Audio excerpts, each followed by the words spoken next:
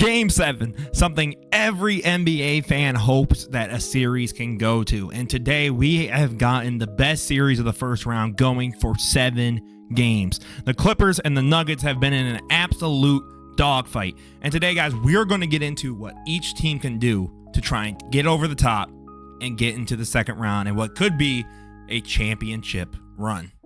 And the first team we're going to talk about in this massive Game 7 is going to be the 5th seeded Clippers, who I think, quite frankly, right, the biggest thing they need to ensure is James Harden remains aggressive. Tough bucket here going down the lane, right? But the Clippers are 3-0 when James Harden has put up 14 or more shots. So every win they've got in this series, Harden has at least put up nearly 20 shots a game. And again, I think that's important because his playmaking becomes more valuable when you actually then force the issue of, okay, they have to worry about me going downhill. They have to worry about me scoring. And because of that, I then can create for others, right? Like this is perfect, right? Because he does a great job of straddling the line, right? Goes right down the middle. Jordan's here. And if he wanted to, right? Like Gordon tries to catch up, but he sort of stops. He could kick it out to Kawhi if he needed to. But again, that's an easy left-handed lay. You're taking advantage of the Jokic-less minutes, right? And if you can do that in that first half and you can build that cushion, I believe that this team they can run away with Game 7 possibly. Do I think that will happen? It's a Game 7. So it could either be an absolute blowout or it could be a really, really, really super close down to the last possession game. Harden needs to remain aggressive, and in that way, they can win this series. And then we need to talk about a player I don't think any of you guys expected me to talk about. And that other player is Nick Batum, who I believe we are going to probably see make a start in Game 7. I would run a starting lineup probably of Kawhi, Harden, Batum, Zubac, Powell. That's how I would run it. You can run Powell and Harden at the 1 and 2, but Batum was the game changer, right? Because even when you see here, Jokic has to, respect the fact that Batum can shoot, right? And then again, he gets the corner, so now Jokic has to bite. He can go over. Kawhi cuts. This is just a perfect pat. Like, Nick Batum is the perfect role player for what a team really wants. He's going to give you 110% on both ends of the floor. He's going to hit timely threes when you need them. He can pass you the ball if you need it. He can get you he's just like he's a Swiss Army knife. He's frankly just like an all-around guy. And that's what you need for a team like the Nuggets, right? You get the ball out, automatically you're back out to Powell who can go downhill. And again, now that you have someone like Batum, you have to really respect the shooting, right? Because with Chris Dunn out there, Chris Dunn has not been that good of a shooter. He's been a terrible shooter, frankly, in this series. And because of that, right, you have to get someone like Batum in because now teams are going to respect that way more. There's not a Chris Dunn. You can't just sit there and go, okay, I'm going to sag off him. We don't really respect that shot. If he makes it, oh well. No, you have to respect the fact that Batum can shoot you off the floor. He can hurt you that much if he really gets going. And again, just the high basketball IQ that Nick Batum is bringing, I think he needs to start. He has been a huge positive. He's a big reason they won Game 6. I genuinely believe that yes, Kawhi and Harden were obviously the better scorers and all that.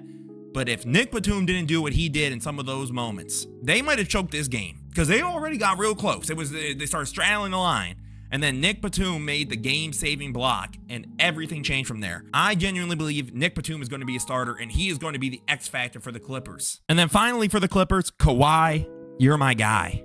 Please, for the love of God, stay aggressive. Take 30 shots if you need to. I don't care. You cannot do this 18-shot nonsense. He put up 20 last night, and it worked out. He almost had 30, right? And again, now they're coming over, and now the Nuggets started to hedge and hard double immediately off the catch for Kawhi. And Kawhi's done a good job as a passer of making them pay and making them look to do something about it, right? Kawhi does a good job, spaces it to the corner. One more. Out to Powell, right? Again, the idea is, okay, Denver, clearly they're afraid of what Kawhi does. Because if Kawhi gets going early, you do see the Nuggets start to go double, like pretty quickly. And if you're Kawhi, okay, you and Harden need to be aggressive to start the game. You need to force the issue. You need to force these guys to try and double you so that Powell can get going, that Batum can get those open threes that you'll need. If you can do that, right? And again, like, get the leak out in transition, because again, why?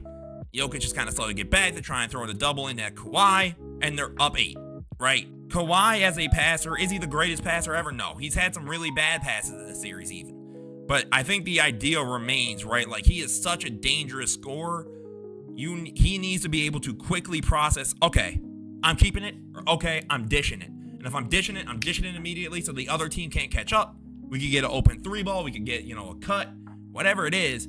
Remain aggressive, Kawhi, and you could very well see yourselves going to the second round to fight the OKC Thunder. And now let's get into the other side of things and what the Denver Nuggets can do. And I think the most important piece to first talk about with this team is going to be Jamal Murray.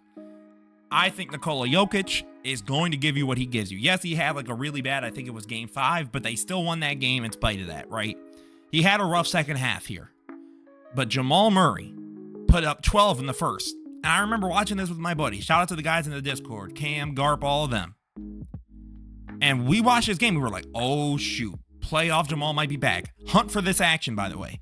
However you can get it, right? Where you get Kawhi on someone like Jokic, and then you can get Zubac onto Jamal. That's when he's at his best. You get that big. He loves to be able to then just rise up and get the pull-up shot. So do what you need to do to get that action, right? Like, notice. They run the pin down, flare it around, then Jokic comes up, Chris Dunn goes on him, and then you have Zubac kind of slow to get over. You need to run that early and often. And you need to run that also when you're in the rest of the freaking game. Because these shots were just falling and falling and falling. And then he doesn't make another shot, I believe, until the third quarter. Like, again, like he's literally hit the same shot from the same spot. You guys are literally seeing the video of it right now live. Like, I don't know what else to say about that, right? And then he'll have those catch and shoot threes where he's wide open, right? Or even if it starts getting contested right now he's starting to talk crazy, which is really funny because we're going to see he'll score one more time, I think, right? Great poke out. And obviously he's going to do well in transition play. The Nuggets are an incredible transition team. And then you get the and one, right? So he gets 12 off the rip. He doesn't score again until 16-minute interval of when he had last scored. That's unacceptable. I don't know why these actions aren't being used more. Like, some of the shots are that and they just don't fall. That's fine. But like, get Jamal involved more early, right? Because now you're down 12. You have 8 minutes left. And the Clippers are a well-organized team with Ty Lue and all them. They're not just going to easily hand you over the game. So you then have to hope the Clippers make a lot of mistakes. And that's something that since game 1, they have not done. You have to play nearly perfect for both of these teams, because with someone like Jokic, he can drop 40, 20, and 15, and then you lose. Or Kawhi can do what he did in game 2 and go ham, right? He could give you a 40 on like 70 from the field, and then there's nothing you can do about it. But Jamal Murray needs to get involved more early and often. And when they do that, and if he's hitting, right? Because obviously this is all dependent for all these players on if they're hitting, then they can win this game 7. I think Jamal Murray needs to be involved early. And then we do need to talk about his running mate in Nikola Jokic. But more importantly, I want to get into the importance of Aaron Gordon. I think Aaron Gordon, in a lot of these games the Nuggets have won, he's been a major reason why. So game 4, obviously with the tip-in, you don't win that game, arguably. You already blew a 20-point lead. You go to OT. The momentum is all in the Clippers' favor. Like, if it wasn't for Aaron Gordon, this series very well could have been over today. And I would not be making this video right now. It could have been over because they would have won this game last night and the series would have been over. Clippers won 4-2. But because of Aaron Gordon, you got a 3-2 lead. You get a game 7 in Denver. I believe that his importance is there. I just think you got to find a way to keep him aggressive offensively and force an issue, right? Like, you get Chris Dunn.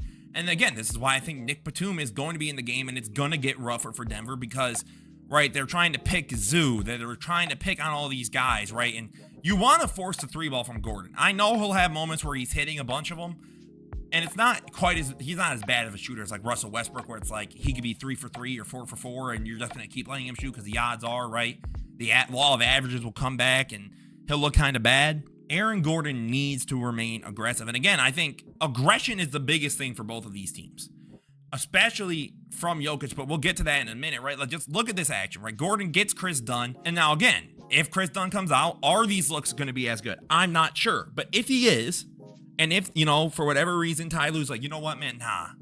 Like, we don't need Batum right now. We're going to rock with you, Kawhi. Or rock with Gordon. We're going to rock with, our guys. Then I think that's going to look a little rough. But I think Aaron Gordon, obviously, he's done his part on Kawhi on defense. Like, he's the best defender on this team, aside from, like, Peyton Watson. But again, Peyton Watson is just so bad offensively. And that's the other thing. Aaron Gordon's going to get you a lot of clutch O boards. Like, the O boards have been a huge difference maker. All throughout the broadcast last night, you would hear about all the extra field goal attempts that the Clippers were getting off of O boards, off of, tip-offs. Like, they were just getting those extra possessions that if Denver cannot get those, it's going to get ugly. But finally, we got to talk about Nikola Jokic and what he needs to do. And for him, it's the same shit as Kawhi and Harden. You need to put your head down, say, get out of the way. I'm going to get us to where we need to be. Nikola Jokic, for a lot of people, is the best in the world, and it's not close.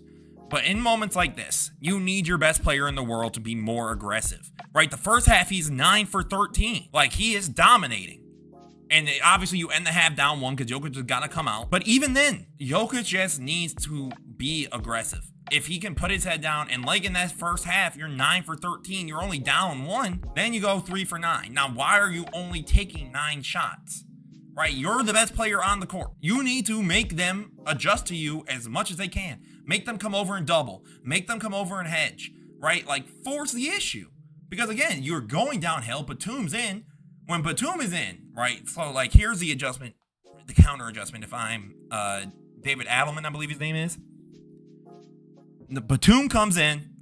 I'm having Jokic immediately go into a pick and roll, pick and pop, whatever it needs to be, where I get Batum on Jokic, and I want Jokic to go downhill and just lay it up, float it, whatever it is, and just remind Nick Batum, I'm like a foot taller than you. Move the hell out of my way, please. Like, that is how you're going to counter the Batum offensive, adjustments. Right now, Batum's going to get moments like that, right, where it's arguably a foul, right? But the idea still remains. Batum is on Jokic. Go down. Like, this was working. I don't understand with any player, team, whatever. Why when we see something that works, for whatever reason, we'll get to the second half, and then we just stop doing it. Like, this second half, right? Just look at all these. Like, Jokic is dominant in this second half. Whether it's Zubac, whether it's Batum, it don't matter. He is going to do whatever the hell he wants to do to get the lead. There's no stopping that. But then you get moments like this, right? So he goes downhill, and you could argue, is that a foul? I'm not sure. But again, I'm okay with something like that because there's a good chance a ref also is going to call it. Zubac comes down, gets the block, right? I'm not sure why he goes for the underhand. Just go over. Like, that's a block. That's just clean. You can't be playing like that with someone like Zubac. Now, if that's Batum, I get it. You got a foot on the dude. Your arm's going that way. It's still going to be damn near at his head. Don't settle for these threes, right? You have 15 seconds on the clock. Zubac is in your face. Wait for the action or something. I don't know what this was. Like, this is just, like, you're settling. Quite frankly, you're settling. And you don't need to be. You're Nikola, go, look at, now this is a foul. That's straight up a foul. I guarantee you, in Denver, 1 or 2 of those are definitely going to get called. You need to force the issue. Like, that I get. You're wide open, right? You get left wide open, make them pay. No problem. You got Powell. That's what Nikola Jokic just needs to do. If they can do that, if they can hunt for mismatches, they can hunt for their matchup, the Denver Nuggets can win this Game 7. And now we can get to the final part of who I think is going to win. For me, guys, this Game 7 is anyone's guess. I can imagine a world where you came to me and you said, Emster, the Nuggets just won a overtime thriller by 3, and they're going on to the next round. You could also tell me, Emster, the Clippers role guys were getting hot. Kawhi and Harden had a crazy first half, and they won by 15-13 by the end of the game. If it's up to me, and from what I have seen from both teams, I think the Clippers might win this game, and I think they're going to win it by 7-8. I think it's going to be close for the first half. I think you can see the role guys start to pull away. The minutes without Jokic things to get nasty. But if Jokic plays aggressive, the Nuggets are going to win this game. But I think it's going to be just very close because they're going to force others to be way better. right? And you're going to have to hope Russ is cooking. You have to hope Jamal is involved often and is hitting his buckets, because if he's not, and Harden and Kawhi are aggressive, like I talked about in the first half of the video, it's cooked. I'm not going to lie. It might be cooked. I'm going to take the Clippers by like 6 or 7. I think it's going to be a super close game. It's going to be a great one. Let me know what you guys think down below. As always, this was Emster Knows Hoops. Don't forget to like, comment, subscribe. Have a beautiful rest of your day, guys. Peace out.